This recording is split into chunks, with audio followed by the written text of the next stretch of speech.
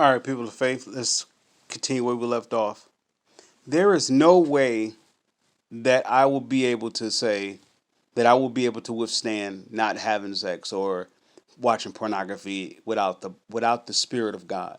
There is no way on this earth that we can withstand. I mean, we can withstand any matter of.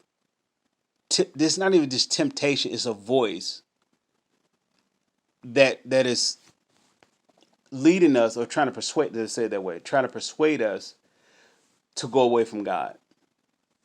There's no way without His Spirit. So, with that being said, we are surrounded by the very thoughts. Thoughts are what realities, what right? And a reality goes where to the soul.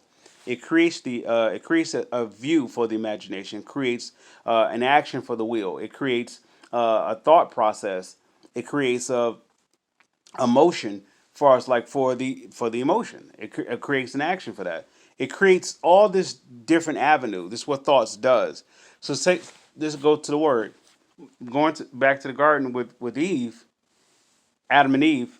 Eve was approached by the serpent, and the serpent said, does not God know that you will become a god in your own eyes, knowing both good and evil, if you ate of the tree of the knowledge of the good and evil?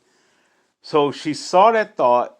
I mean, she saw the thought was good to eat, and so she ate of it. So she became one with that thought. That the tree of the knowledge of the good and evil, she became that tree. So it's like the moment that you eat an apple, you become that apple. What I mean by that is couldn't have eaten anything for 20 something days, and out of nowhere you have a thought for an apple. Why? Because you and an apple are one. Once you ate of that apple, the apple that whatever that was inside the apple came into your soul process. It don't go just to your food lining and so forth and all the physical aspect. It's a part of you. So now your your soul will be able to compute and trigger that back and say, like, you want an apple. You're hungry for an apple. So you ever heard of the saying, you eat how you feel? So if a thought is inside of you, you're going to become that thought. You're going to eat it. So if the environment around you is kill, steal, and destroy, and kill, steal, and destroy is not getting a gun and go shooting somebody or something like that, or digging a ditch and burying somebody. Kill, steal, and destroy is anything that's away from righteousness, joy, and peace. Why? Because all three of those components does what? Build up your spirit, bring forth a healthy soul, that it may prosper. How can you prosper if your spirit, if your soul is in torment or if it's in despair? If your soul is desperate, how can you prosper? If your soul is in poverty or have a impoverished type soul, if you have a impoverished type soul, how can you prosper? You got to get rid of that thought so you can what? Prosper. So you can flourish.